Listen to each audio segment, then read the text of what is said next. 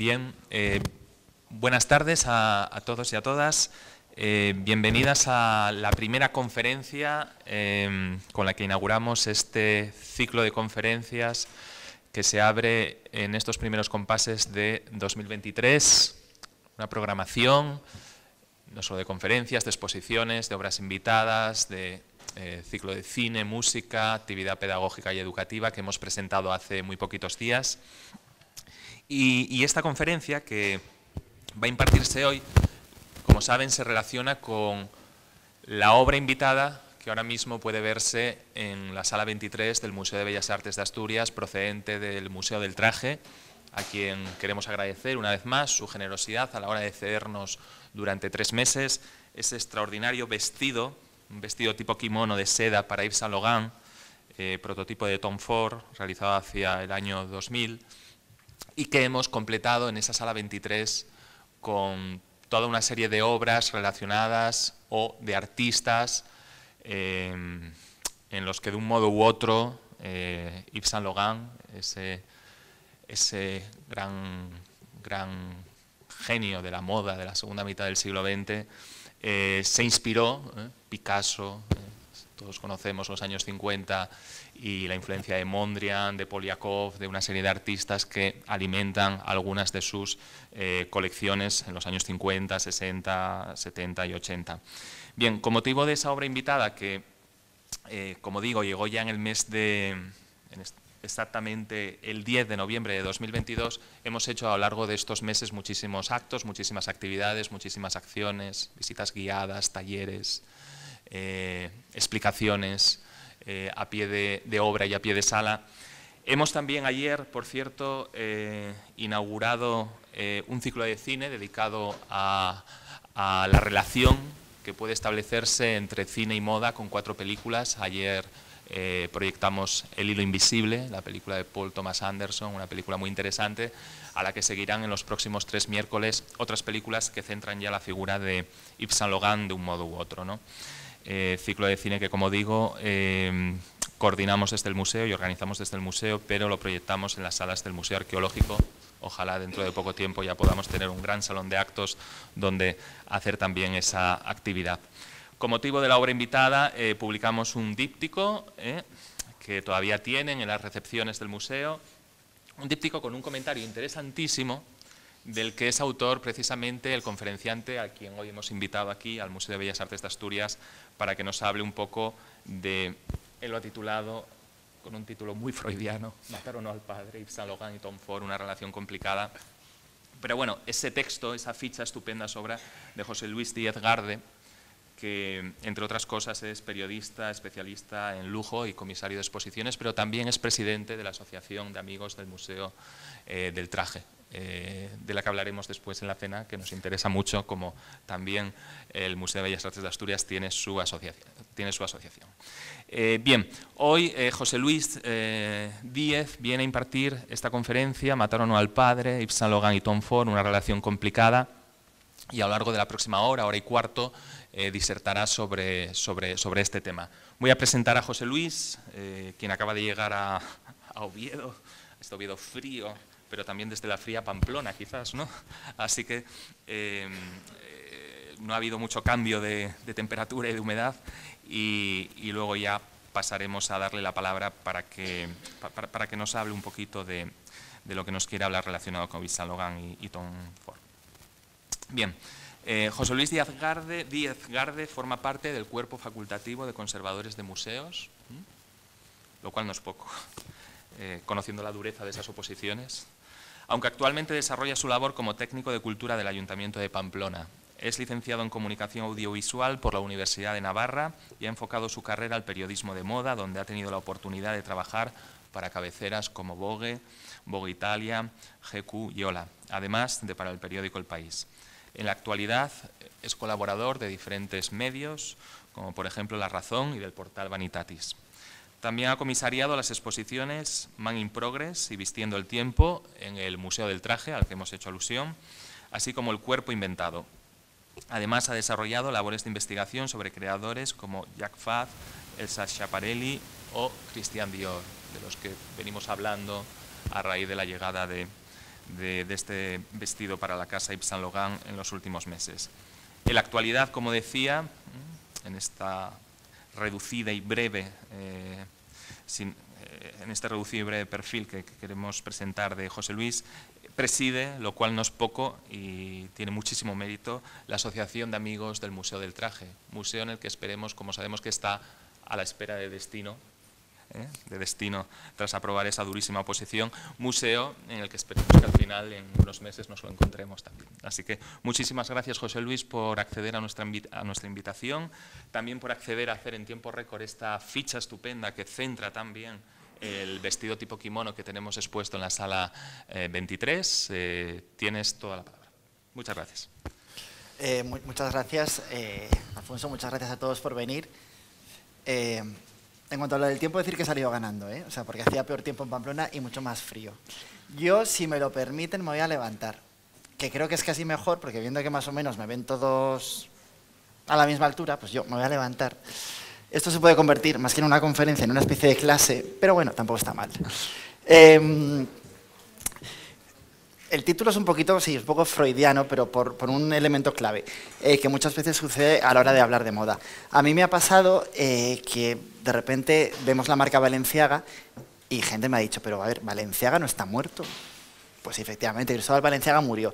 Pero en este caso, cuando nos acercamos a la indumentaria, tenemos también que pensar que nos adentramos en un campo donde no estamos hablando tanto de elementos artísticos, que también, sino también de compañías industriales que se dedican a vender.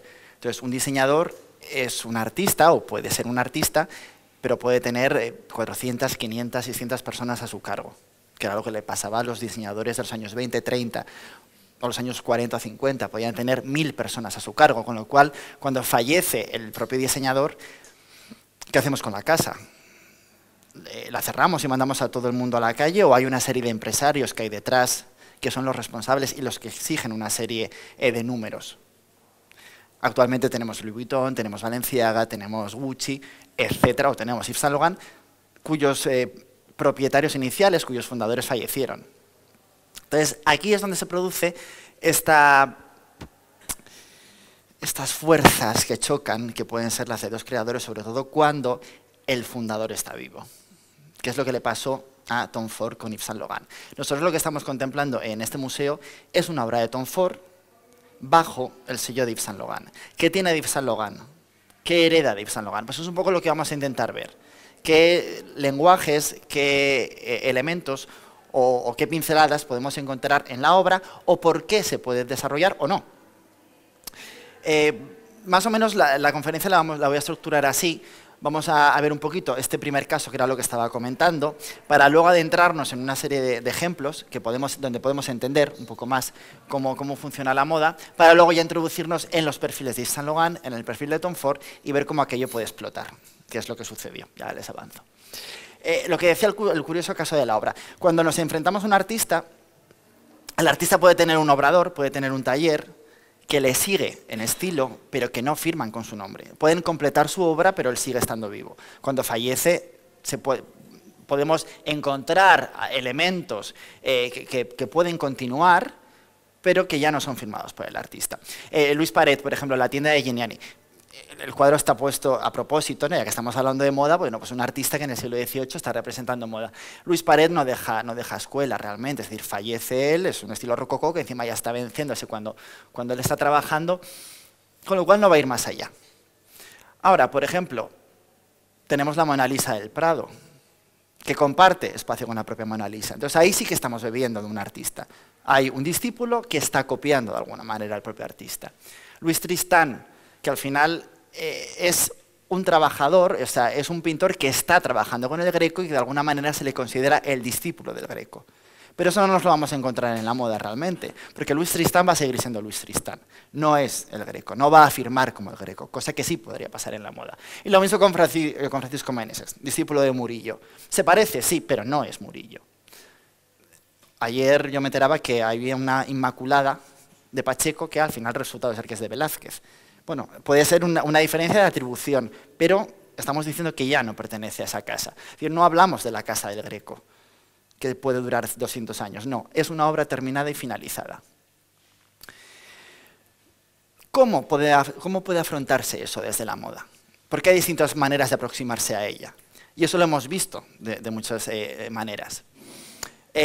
Yo, cuando empecé la conferencia, me centraba en Balenciaga y Nicolas Ghesquière, que es una persona que supo entender desde mi punto de vista muy bien todo lo que suponía Balenciaga. Y luego vamos a ver, actualmente, si tienen en mente la Casa Balenciaga, lo que está haciendo actualmente la Casa Balenciaga, a mucha gente le escandaliza.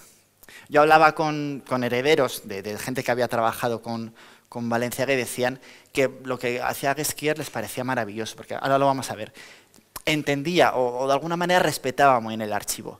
Pero lo cierto es que, por ejemplo, Demna Gvasalia, el actual director creativo de la casa, que es un destroyer, básicamente, es decir, destroza todo lo que hace, porque él plantea una moda muchísimo más urbana, que habría que plantearse si Balenciaga podría gustarle o no, que eso también es un elemento que tenemos que tener en cuenta.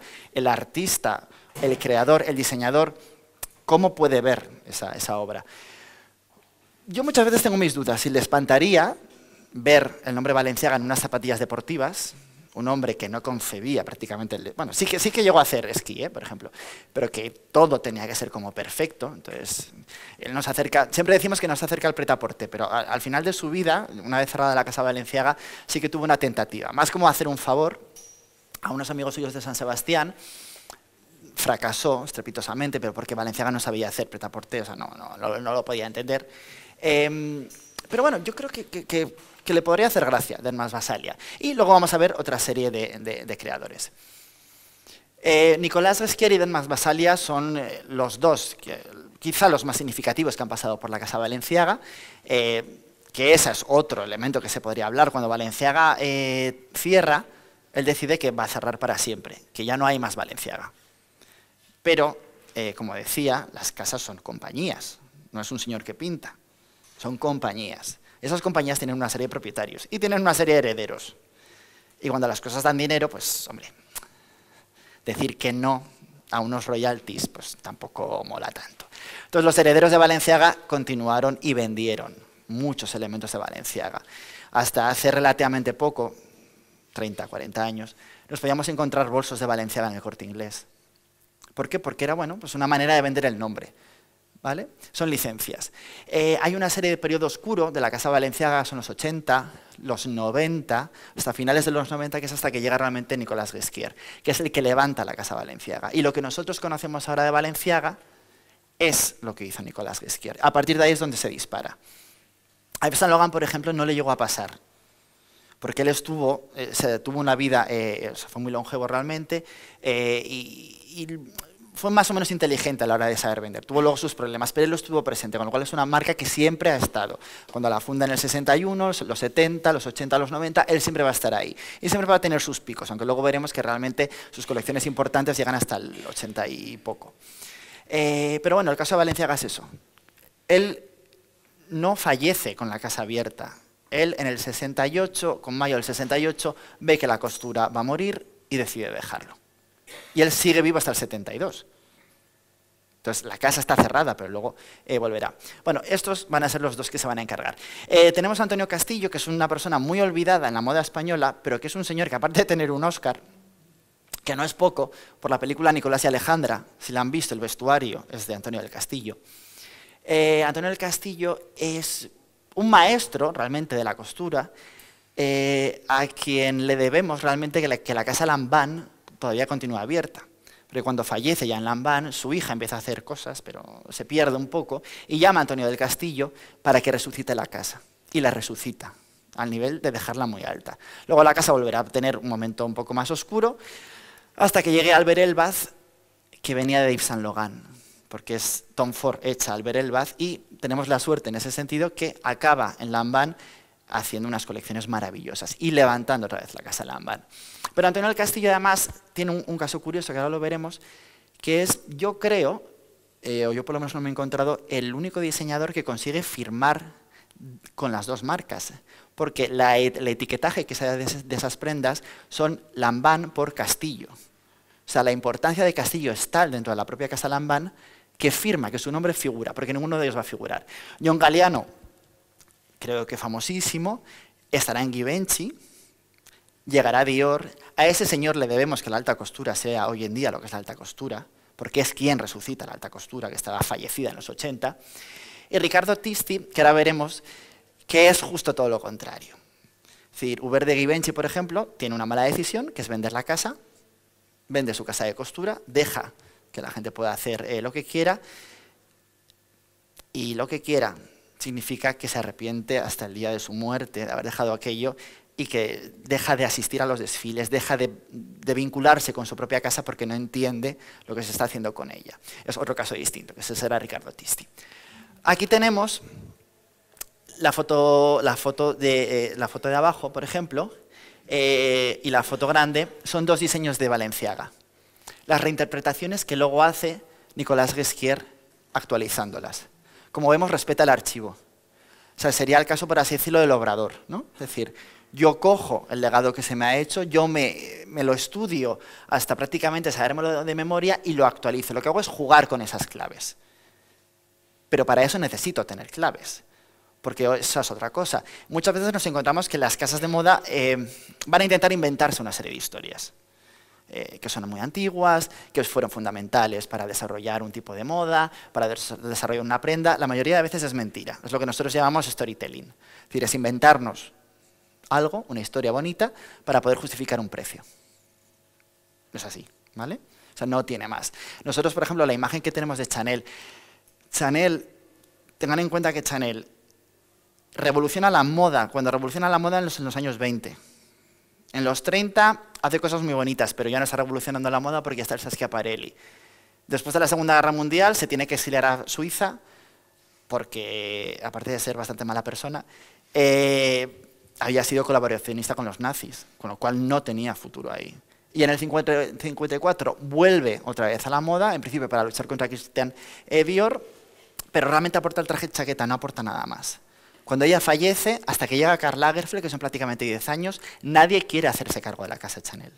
Y cuando llega Karl Lagerfeld, lo que le están diciendo es, ¿dónde te estás metiendo? ¿A quién le debemos ahora el lenguaje de Chanel? ¿A Karl Lagerfeld o a Chanel? Esa imagen que nosotros tenemos realmente de Chanel es propiedad de Karl Lagerfeld, que ha reinterpretado y que ha sabido vender los códigos de la casa Chanel. Y son dos cositas, no tiene más. Lo bueno que tiene Balenciaga es que yo me atrevería a decir que es el único diseñador que durante toda su carrera siguió aportando algo a la moda. Que eso es un elemento que tenemos que valorar. Pensemos que es un señor que empieza a trabajar en los años 20, no sabemos mucho tampoco lo que hace todavía en ese momento, sí que tenemos las colecciones del 37, pero que luego en el 47, cuando ya llega Dior, Balenciaga va prácticamente a línea por año, anticipándose 2 años a lo que luego el resto de personas va a presentar, y siempre va a estar contando algo. Muchas veces los creadores, que eso lo vamos a ver por ejemplo con Yves Saint Laurent también, pueden tener 10 años, 15 años de un periodo glorioso, donde son muy creativos, pero ¿qué sucede? Mi teoría en parte es, claro, cuando uno empieza es muy libre a la hora de crear. Cuando tú ya te conviertes en una compañía que hay que presentar resultados o que tienes mucha gente a tu cargo, te puedes volver más conservador y no vas a arriesgar tanto. Balenciaga en ese caso lo tenía muy claro. Yves Saint Laurent va a tener periodos donde lo vamos a ver que realmente va a evolucionar mucho. Esto es de Basalia, que siempre se le critica por ser muy loco, pero si nos damos cuenta, remite perfectamente al archivo. Y lo que está haciendo es contener ese archivo, que también se ha empapado y que demuestra que se ha empapado. John Galliano, el caso que les decía, John Galliano se hará cargo de Dior y hará de Dior lo que iba a hacer luego Tom Ford realmente con Yves Saint Laurent. Cómo reinterpreta el New Look. Es decir, el look de la izquierda es el New Look del año 47, ese es el modelo Bar, que es el modelo número 9, que sale en el desfile, el modelo 8, perdón, que sale en el desfile, y con eso se revoluciona la moda, en el 47.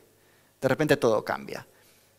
Dior va a estar 10 años solamente, porque él funda la casa en el 47, fallece en el 57, con lo cual estamos en 2023, como 70 años de casa, que siguen reclamando la importancia que tuvo Christian Dior, pero Christian Dior estuvo 10 años, es decir, anda que no ha llovido desde entonces, con lo cual han tenido que saber reinterpretar bastante. Pero bueno, han sabido jugar con esos códigos.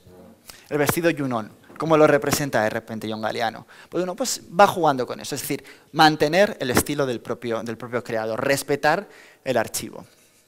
Antonio Castillo, lo que les decía, él de alguna manera recrea, porque le llama a la propia familia para que recree y para que resucite la propia Casa Lambán. Como ven la etiqueta, Jean Lambán y Castillo. Se le permite poner también su propio nombre.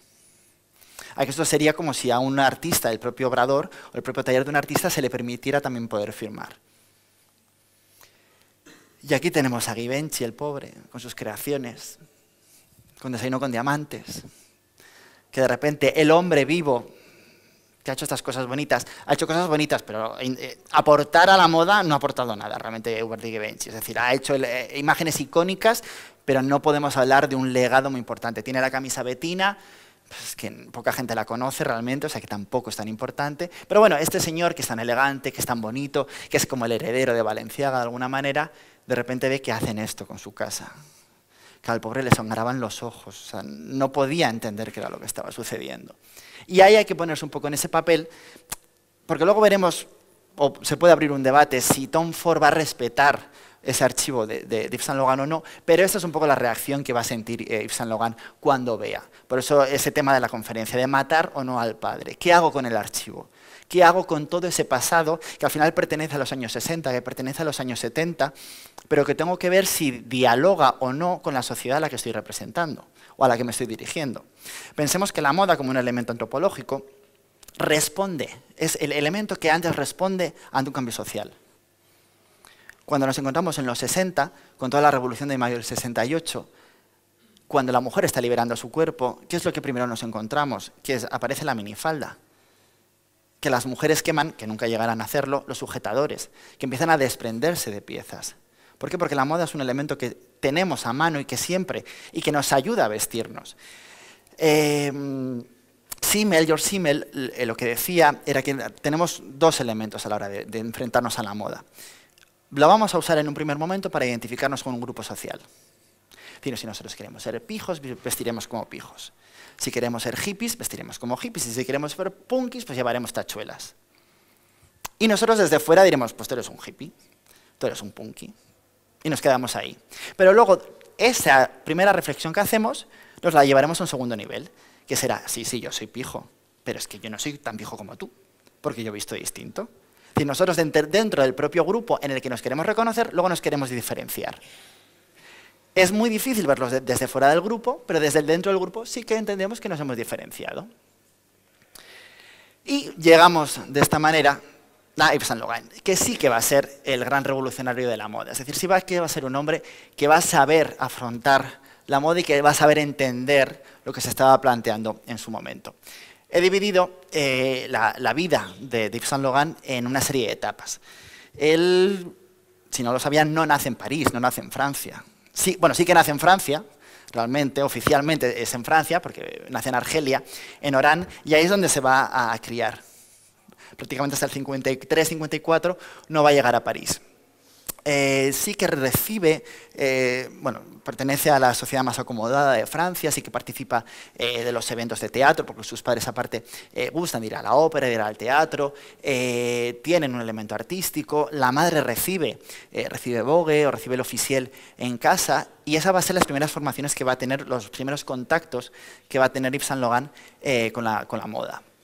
Sí que es verdad que a él también le va a interesar mucho todo el mundo del arte, y todo el mundo, tanto del arte aplicado o referido a los propios artistas, como también a la ópera, al ballet, y de hecho él va a colaborar mucho con ópera y con ballet y con el cine.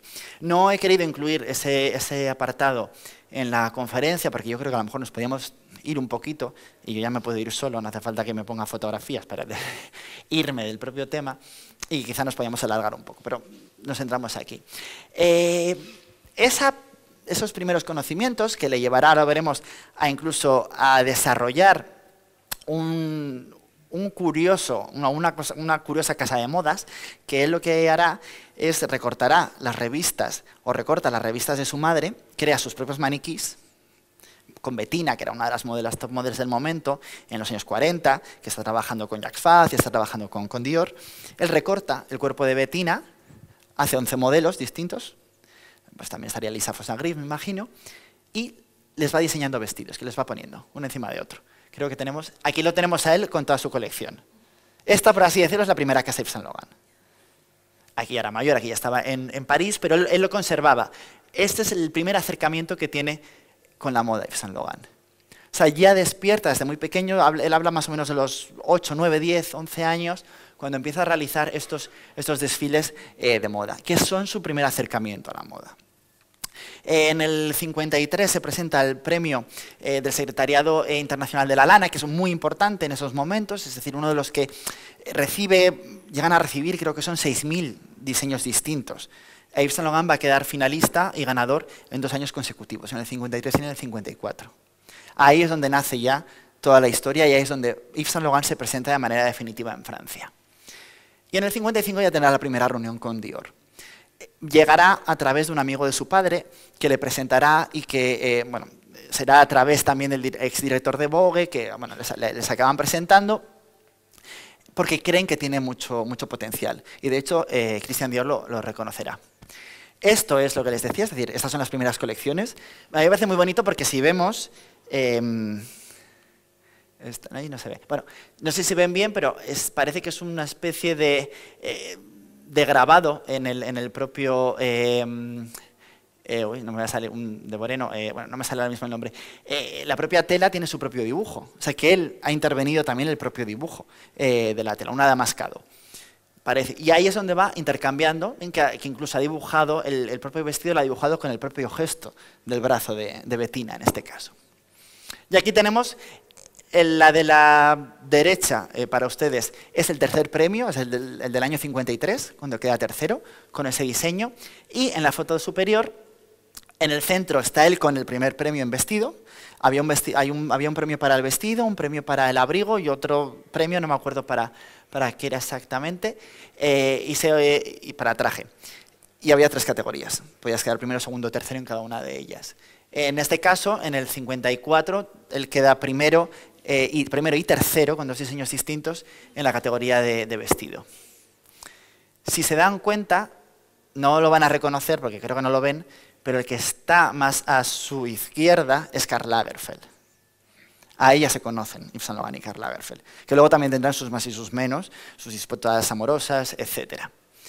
Y esos son los primeros diseños que estamos encontrando.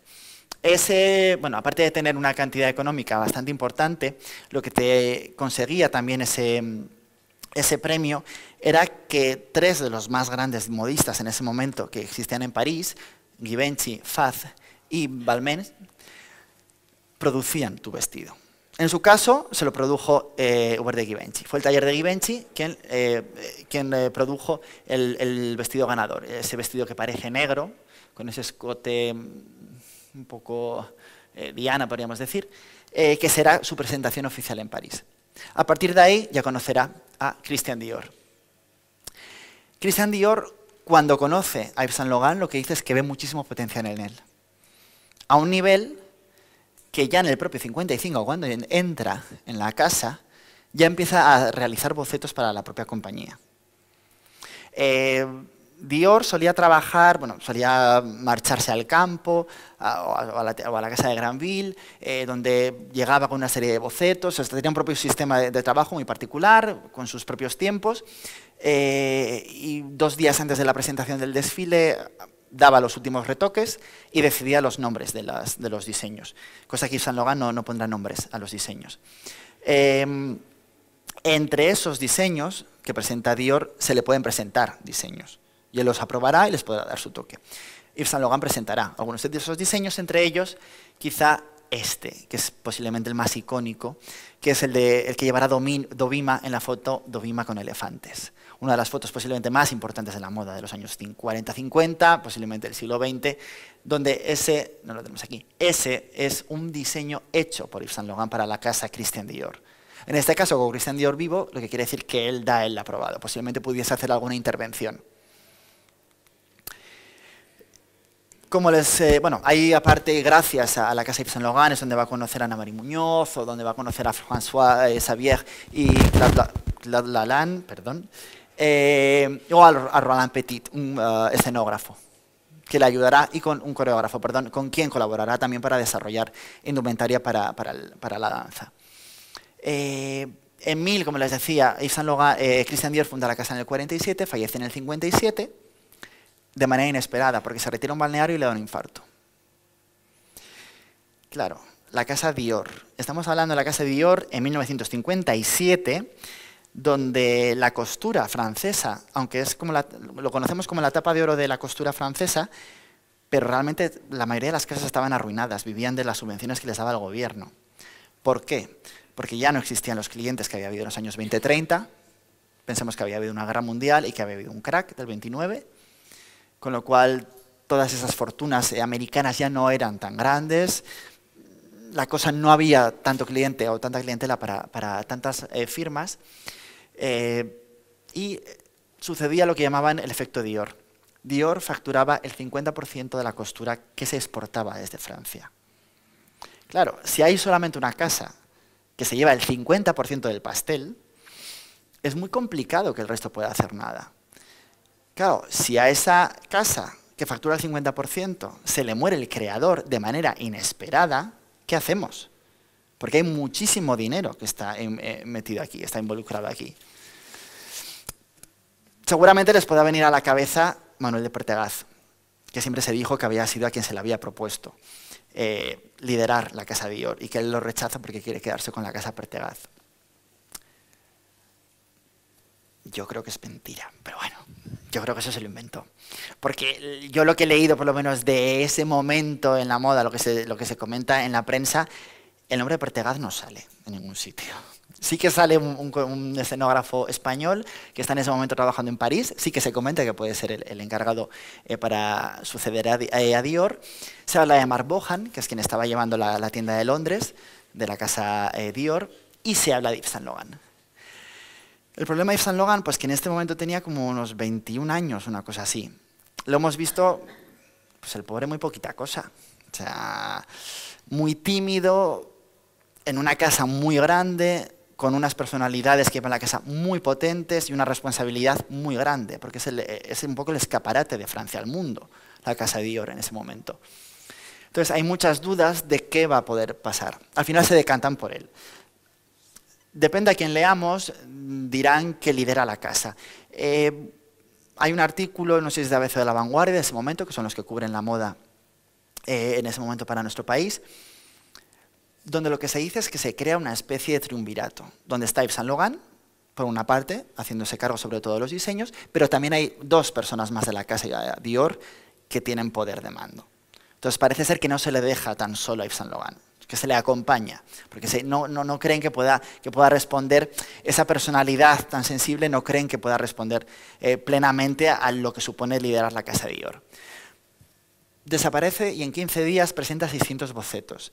Estamos en un momento donde la costura se pasaba varios días, solía haber, hay momentos donde hay cuatro temporadas, es decir, en enero se presenta verano, más o menos en marzo se presenta otoño, entonces se presentan 4 temporadas distintas. Ahora presentamos 2 veces, primavera, verano, otoño, invierno. Y son desfiles muy largos, hablamos de 300, 350 diseños. Ahora mismo se presentan unos 40. Y en la costura incluso se pueden presentar 20, mínimos 20. Y él aparece con 600. Esa colección, donde va a presentar la línea Trapecio, el Herald Tribune dirá, es la mayor orgía de emociones de la historia de la moda. Es un éxito absoluto. Es esta colección.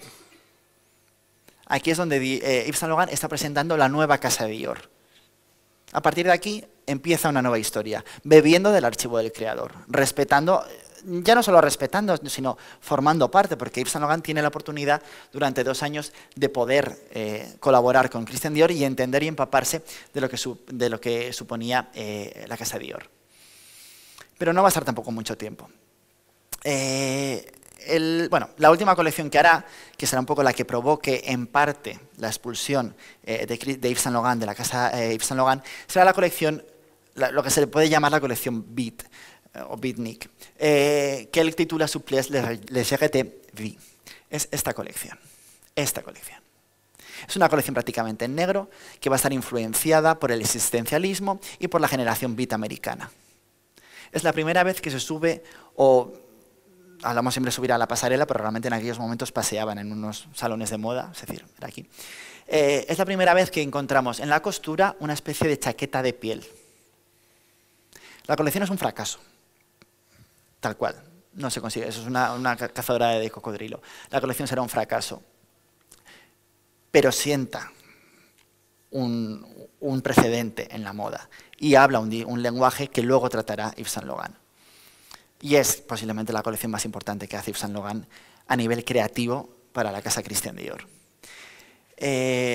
A esto hay que sumarle lo que en aquel momento también otro periódico denomina el efecto Brigitte Bardot.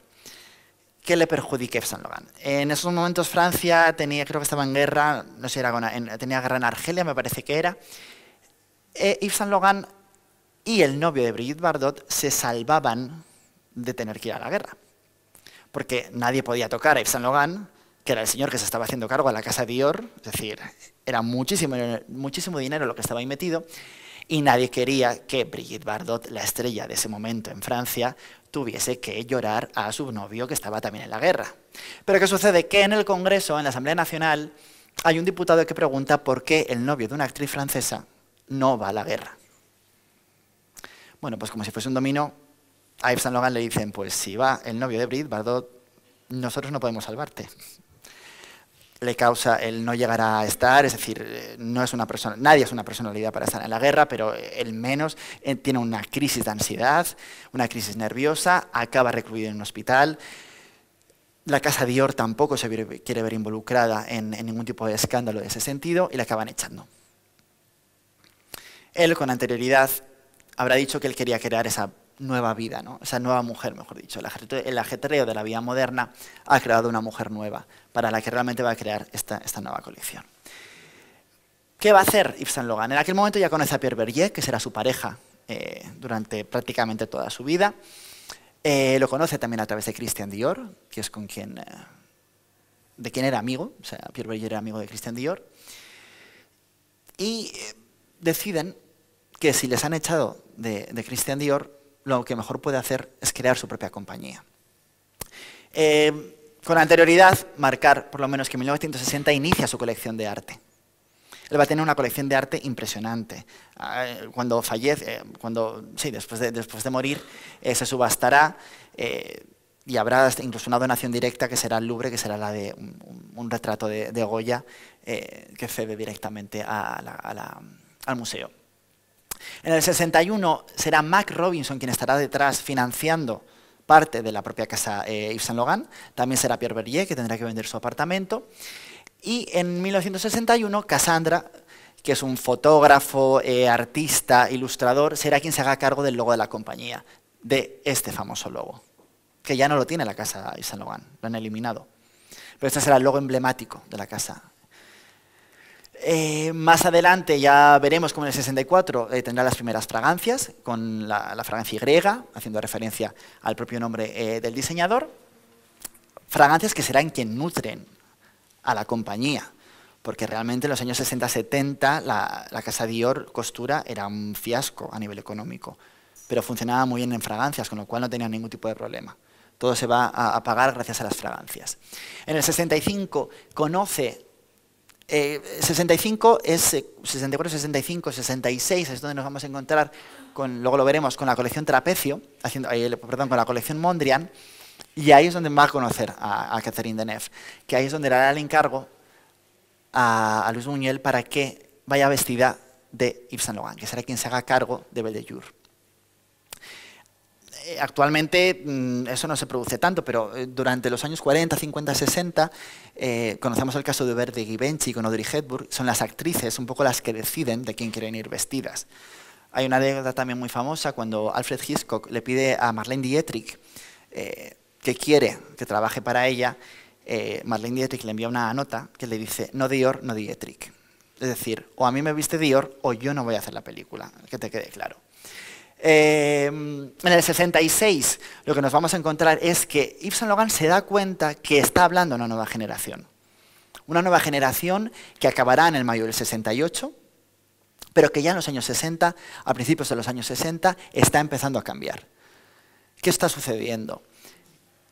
Tras la guerra hay una juventud, una nueva juventud que quiere rebelarse contra sus padres, una juventud que económicamente está mucho mejor de lo que estaban sus padres cuando eran jóvenes, y que están cansados de un sistema de la moda que les obliga a tener que esperar. Lo quieren rápido. Estados Unidos ya está funcionando así. Desde los años 40, incluso en los 30, ya producen moda prêt-à-porter, ready-to-wear para los grandes almacenes, firmada por los diseñadores franceses.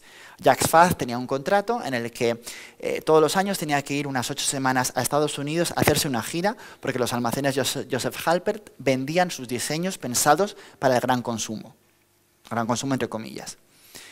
Y él se da cuenta que algo está pasando.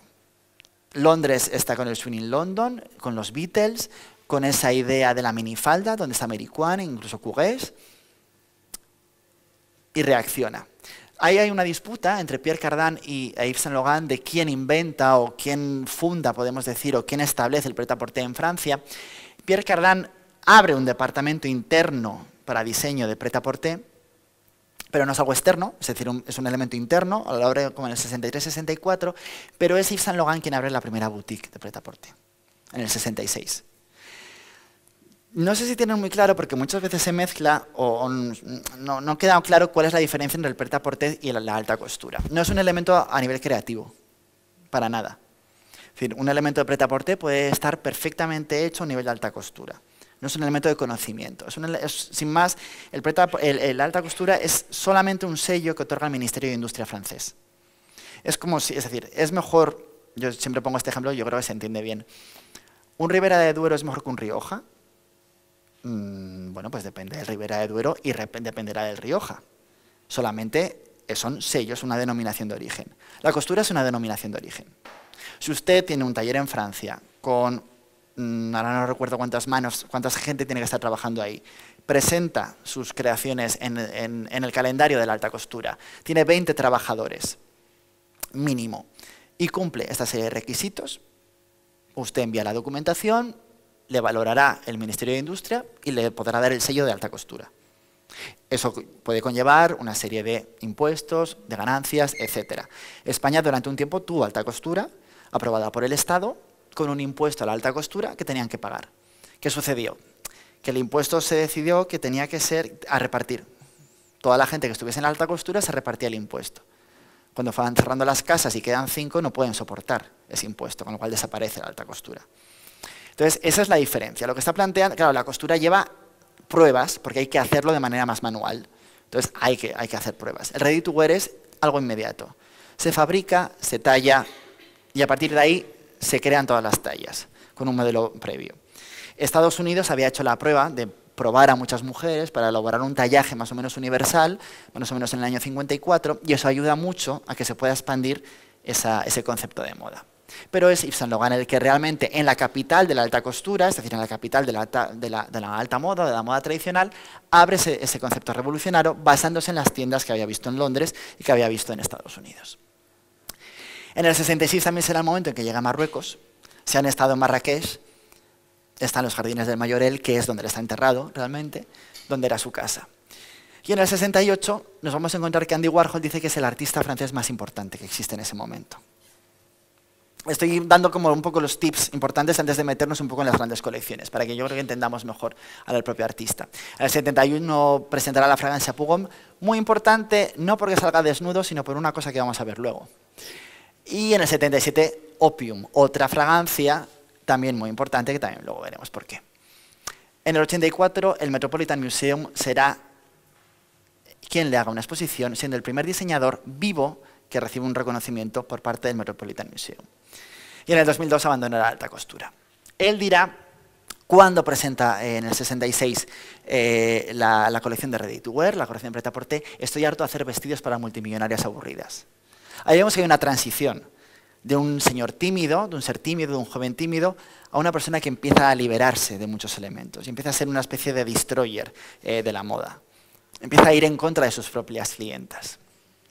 El logo de Cassandra, este es el apartamento de Yves Saint Laurent. Ahí está apoyado, por ejemplo, el cuadro de Goya. Ahí vemos donde tiene uno de los Mondrian. Él será quien ponga de moda Mondrian, gracias al vestido. Es decir, Mondrian era un artista que estaba prácticamente olvidado. 2 años después de que Yves Saint Laurent, luego lo veremos, haga la colección donde saca los vestidos Mondrian, se le hace la primera retrospectiva. Bueno, y ahí vemos todo, es decir, la colección de arte, hay cuadros de Leyer, se puede ver, hay arte más clásico, bueno, la colección de Yves Saint Laurent era una barbaridad. Y esta es la tienda, la primera tienda que abre, la Rive-Roche, y esa es la invitación de la apertura. Ven que hasta cambia el logo. La llamará Rive-Roche, que es donde está ubicada, es decir, la otra ribera o la otra orilla de París. Un concepto mucho más moderno. Frente al salón que habíamos visto de costura, esto es una tienda donde uno entra a comprar ya un elemento ya hecho. Y luego lo de abajo que vemos es un boceto de Belle de Jour, con el vestido más icónico que va a llevar Catherine Deneuve. Aquí lo vemos en sus primeros viajes a Marrakech. Y aquí vemos los anuncios que hace. Cuando presenta Pugom, que es el anuncio de arriba, ese anuncio va a ser un escándalo que de hecho prácticamente no se va a ver, se va a ver solamente en Francia. No se va a ver en el resto del mundo, básicamente. Pretendía ser una provocación. Él dice que bueno, que tampoco tanto. Lo era, efectivamente. Y luego tenemos a Jerry Hall vestida para Opium, que luego veremos con esa idea. Esto va en línea también con las propias, con la fragancia, con la colección china que presentará. Pero claro, ¿qué temas son los que le van a interesar a Yves Saint Laurent a la hora de plantear sus colecciones? Si lo analizamos, más o menos hacemos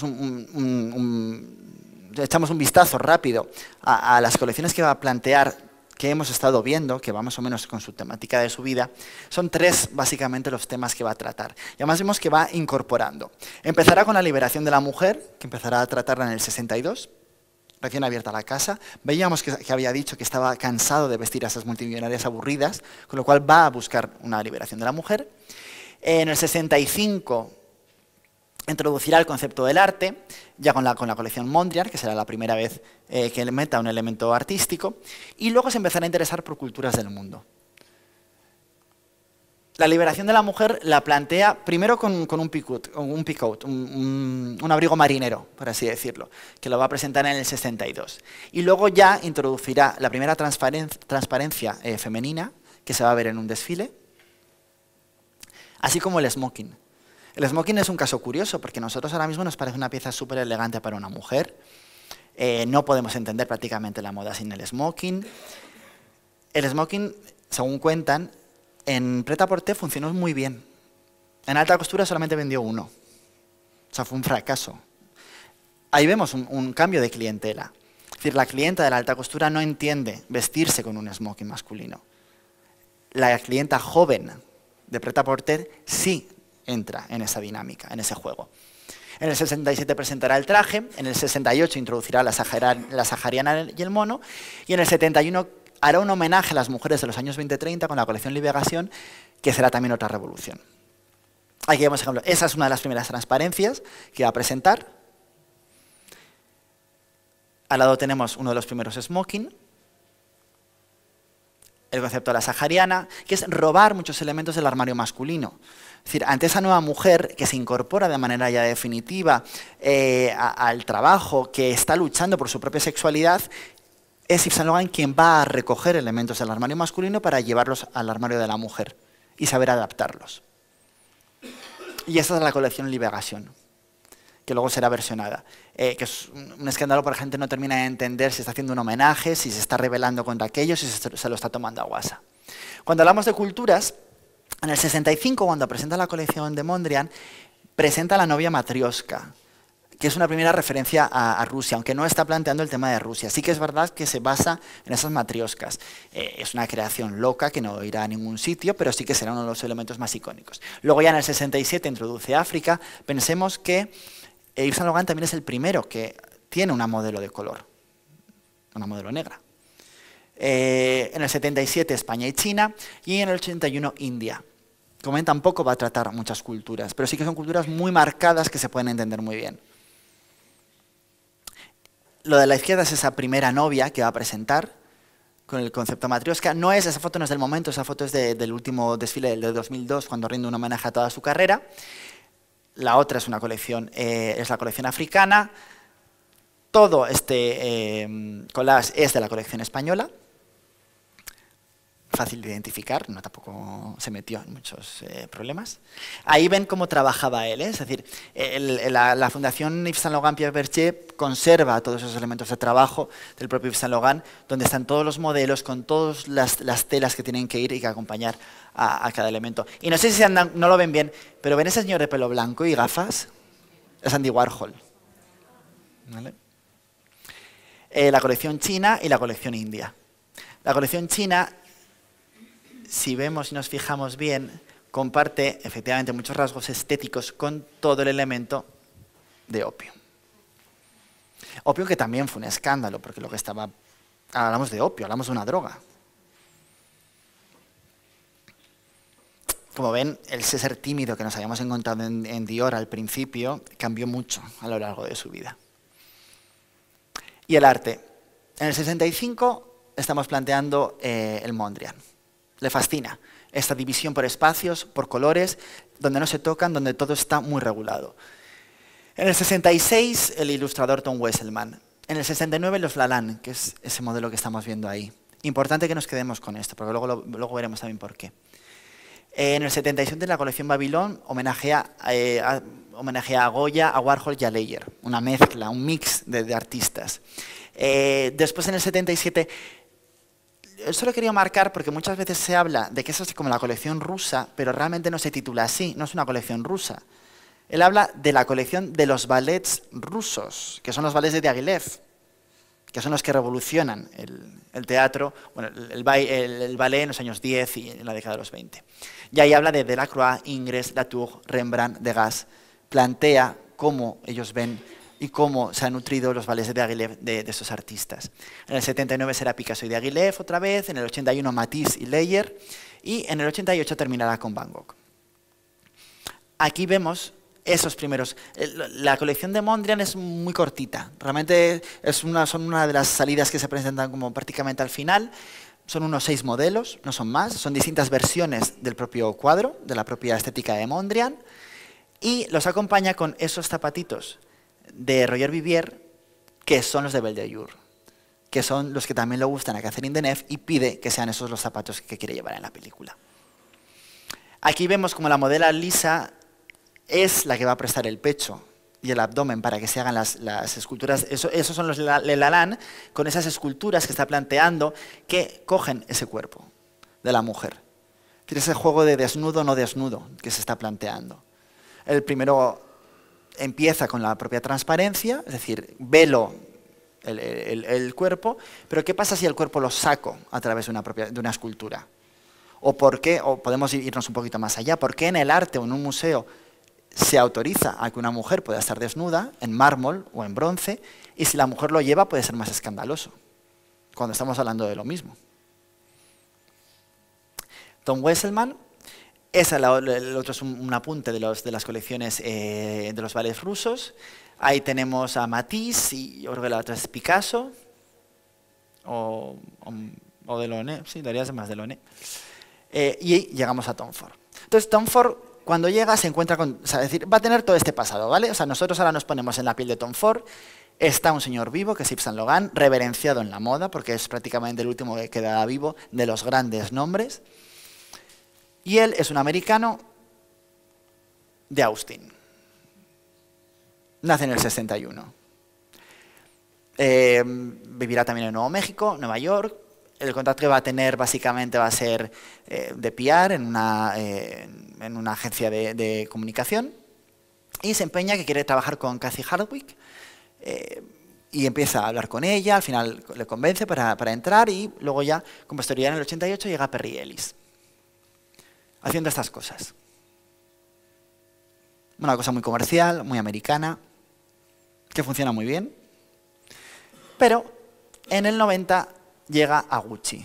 Nosotros ahora mismo Gucci nos parece que es lo más de lo más. Todo el mundo conoce Gucci, de hecho está considerada como una de las marcas, como las 3 marcas de más valor a nivel mundial, pero en aquel momento meterte en Gucci era meterte en la boca del lobo. O sea, era una especie de degradación para un diseñador. De hecho, por eso cogen en parte a Tom Ford, porque viene de Perry Ellis, una marca retail, una marca muy comercial que no va a ningún sitio. lo que nosotros conocemos de Gucci, o la idea que compramos ahora mismo de Gucci, que a nosotros nos lo venden como esa casa icónica que diseña el estampado Flora para Grace Kelly, esos bolsos del bambú, era una marca que estaba fatal, con una familia, no sé si saben la historia de la familia Gucci, que acabaron a tiros, matándose entre ellos, básicamente. Claro, eso estaba en la sociedad de los 80-90. Mauricio Gucci medio fallecido, su mujer metida en la cárcel, la mafia de por medio, un escándalo. Y aparece y entra Tom Ford en esa casa. Primero como director creativo de la línea femenina Pret-a-Porter. Poco a poco va a ir cogiendo cada vez más elementos, va haciéndose, gracias también a Domenico De Sole, que será quien le apoye como desde el brazo empresarial de la compañía, y en el 95 llegará como director creativo. Se hace con el poder de todo Gucci. Bueno, entre el 95 y el 96, vamos a verlo hasta el 97, Tom Ford crece las ventas de la compañía en un 90%. Le da la vuelta completamente a la compañía. Y con él van a hacer el porno chic. Con él y con Karin Roitfield y Mario Testino. Crean un trío creativo. Karin Roitfield ejercerá la labor de estilista, Mario Testino de fotógrafo y él será el diseñador, que va a presentar una nueva compañía. Decían que Mauricio Gucci quería todo redondo y marrón y Tom Ford lo quería todo blanco y cuadrado y con líneas rectas.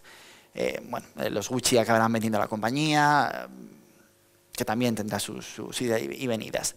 Con él nacerá el concepto del porno chic, que ahora vamos a ver lo que es realmente. Y en el 99, Francis Henri Pinault conseguirá hacerse con la propia compañía, con el que liderará lo que ahora conocemos como el grupo Kering, que es, junto con Louis Vuitton, es el otro gran conglomerado de la moda. Si ven a Salma Hayek vestida en la alfombra roja, solo viste del grupo Kering. ¿Por qué? Porque es la mujer de François-Henri Pinault. Entonces solamente viste a Alexander McQueen, de Gucci, de Bottega Veneta, porque son sus marcas, son suyas propias. Y en el 99 Gucci adquiere Yves Saint Laurent. Llega la compañía Gucci. ¿Y quién está detrás? Tom Ford. Porque le dan mucho poder, él va a tener muchísimo poder a nivel de decisión empresarial en la propia compañía. Y lo primero que va a hacer va a ser desplazar a Albert Elbaz, que estaba haciendo el Pret-a-Porter. Como había comentado antes, Yves Saint Laurent le da mucho dinero a las fragancias, pero no así la alta costura. Tanto es así que él va a vender la compañía de fragancias, vive de lo que les pagan, y él solamente trabaja la alta costura. Con lo cual el Pret-a-Porter alguien lo va a tener que hacer. En los años 90 será Albert Elbaz quien hace colecciones bastante decentes y bastante interesantes, pero que con la llegada de Tom Ford no encaja con lo que estaba pensando Tom Ford. Como decía, eso nos da luego la suerte de tener a Albert Elbaz en Lanvin, que como hizo Castillo en los años 50-60, vuelve a recuperar la compañía. El pobre Albert Elbaz lo echaron también, falleció hace 2 años, y la casa Lanvin ha vuelto. La casa Lanvin, la pobre, siempre está arriba, abajo, es terrible. Esto es lo que vende de repente Tom Ford en Gucci. Este concepto de sensualidad, de limpieza, años 90, 100%. Pensemos que venimos de los 80, hemos tenido el momento Seattle, con ese momento grunge, de pelos, de desarreglo, y de repente llega Tom Ford para presentar completamente lo contrario. Es decir, una estética muy limpia, muy elegante, muy glamurosa, muy basada en los años 70, en el concepto de Halston, del propio Yves Saint Laurent, esa idea de Estudio 54, de Andy Warhol. Es decir, empiezan a vemos como aquí están compartiendo una serie de lenguaje que es muy parecido. Es decir, este traje podría leer bastante, o podría haber sido también del propio Yves Saint Laurent. O sea, los dos creativos se están encontrando y están manteniendo un lenguaje muy parecido. Esto es básicamente Tom Ford. La provocación. Pero es que recordemos que Yves Saint Laurent se presentaba desnudo para vender una fragancia. Ese es el escándalo mayor que tiene la compañía. Y es posiblemente una de las imágenes más importantes de la moda de los años 90 y esta es realmente es del siglo XXI. Si hay que elegir 5 fotografías de la moda, esta es una de ellas. Esto es el porno chic. Es decir, toda esa idea que tenemos del sexo para vender moda es Tom Ford. Pero es que también lo había sido Yves Saint Laurent. Es que también había aprovechado él ese lenguaje a su nivel. Aquí es verdad que aquí se les va un poco, podemos decir que se les va un poco de madre, ¿no? Con esta idea de afeitar el vello púbico para crear el logo de la compañía. y toda esta idea de, bueno, de las relaciones entre hombres y mujeres muy forzadas. Pero es un elemento que él va a continuar completamente. Estas son sus primeras colecciones cuando llega ya a Yves Saint Laurent. Y aquí es donde empieza la guerra entre los dos creadores. ¿Por qué? Pues aquí ya podemos empezar a hablar, porque si nos damos cuenta, Tom Ford sí que está tirando del archivo. Allá hemos visto a Le Lalande. Es que eso es Le Lalande. Es un cuerpo en piel. Él le mete, no se ve, pero él le mete un piercing en el pezón, que es una sociedad en la que nos estamos moviendo. Arriba estamos viendo las colecciones africanas. Y en la otra imagen estamos viendo un smoking. Con lo cual, él está planteando unos elementos de Yves Saint Laurent. ¿Qué sucede? La fragancia M7 coge a un hombre y lo desnuda, como había hecho previamente Yves Saint Laurent. O sea, están dialogando completamente. Y la colección china, con la que se despide Tom Ford de la compañía. Pero no puede Yves Saint Laurent con esto. Es decir, es una cosa un elemento que parece que le supera. Él no comparte la visión que tiene Tom Ford de su propia compañía. Opium es el mismo anuncio, pero traído a un lenguaje del siglo XXI. Tom Ford y Domenico De Sole dejarán la compañía en 2006, bueno, la dejarán en 2004, muy mal, acabarán realmente muy mal, es decir, ya no se comparte la visión que ellos tienen. Yves Saint Laurent ha fallecido en el 2002, con lo cual no es que tengan un problema con el creador, que no habla bien, es decir, Yves Saint Laurent llega a decir de Tom Ford, este chico hace lo que puede. Una especie de degradación máxima pública del propio creador. ¿Por qué? Yo me guardo un poco mi reflexión para el final. En el 2006 Tom Ford volverá otra vez a la moda con una línea masculina, se meterá también en unos elementos en el cine, con un hombre soltero. La película llegará a estar nominada a varios Oscars. En el 2016 con Animales Nocturnos. Y el año pasado, este hombre tan inteligente, una máquina de hacer dinero, realmente vendió la compañía al grupo Estée Lauder, si no me equivoco, por 2.800 millones de dólares. O sea, no tiene la vida solucionada, creo. Bueno, y aquí es donde llega también un poco la consagración en parte de John Cortajarena como un modelo internacional con la compañía Tom Ford. Pero si se dan cuenta, sigue manteniendo ese lenguaje que había planteado Ian Gucci en los años 90, que es muy coherente también con el propio Yves Saint Laurent. Esta es la cartel de la película de un hombre soltero, y esta es posiblemente su fragancia más exitosa en el Oli Portofino, donde volvemos a ver esa idea del cuerpo desnudo. Es otra vez Mario Testino quien está tomando la fotografía, o sea, es decir, estéticamente es muy parecida, no va a variar mucho. Yo aquí hice esta reflexión de lo malo de lo bueno. ¿Qué sucede aquí? Desde mi punto de vista, posiblemente lo que le sucede a Yves Saint Laurent es que veo un genio creativo que puede estar a su propio nivel. Claro, tiene que ser duro saber que tú ya no tienes control sobre una propia compañía cuando has sido lo que has sido y cuando eres consciente que ya no eres lo que había sido en aquel momento. O sea, Yves Saint Laurent empieza a vivir de las rentas. Si se dan cuenta, nosotros hemos acabado de hablar de sus colecciones más o menos en el año 80-82, hay alguna cosita en el 88, pero es que a partir de ahí ya no es interesante. La alta costura en los 80-90 no es interesante, realmente. Es bastante aburrida, bastante mala. Hasta que no llega John Galliano, que es ese creador que habíamos visto al principio, que de repente reinventa la casa Dior, la costura no está funcionando bien. Con lo cual, ver cómo de repente Tom Ford entiende, y parece que entiende y que comparte bastante bien, que no necesita estar a tus faldas, porque tiene su propio lenguaje y que encima coincide mucho con lo que tú habías planteado, ver que tu archivo se reinventa de una manera muy inteligente, muy fresca, cosa que tú no estás pudiendo hacer en la costura, porque no lo podía hacer, porque Yves Saint Laurent llega un momento que solamente es una repetición de un elemento con otro, que realmente es un poco lo que le pasa también a Giorgio Armani actualmente. Es muy difícil diferenciar los desfiles de Giorgio Armani, que es un señor que lleva en la moda desde los 70. ¿Qué nos puede contar? Genios como Balenciaga, que era lo que decía con anterioridad, hay uno que sí que es un hombre que de repente empieza en una moda muy decorada y acaba en una especie de líneas puras y básicas, muy en la línea del arte contemporáneo y del arte minimalista. Yves Saint Laurent no va a entender eso. Eso no quiere decir que no se valoren también sus piezas, porque hoy, por ejemplo, se estaban subastando en París piezas de los años 80, creo que eran, y estaban alcanzando precios de 25.000 euros, con lo cual sí que es un creador muy apreciado. Y el propio modelo Mondrian, al final, siguen siendo iconos de la moda que sí que nos ha dado. O sea, el propio, así como Tom Ford no ha aportado realmente nada, porque lo que está en parte, o sea, nos aporta el porno chic, esa manera de aproximarnos a la moda, pero no nos aporta realmente piezas clave, sí que Yves Saint Laurent aporta una serie de piezas clave. Esto es lo que él decía del propio Tom Ford, hace lo que puede. La pieza invitada, en este caso, es este kimono, datado más o menos, es un prototipo, no llega a salir a pasarela. Y es un prototipo que se plantea entre el 2000 y 2004, se tiene que plantear.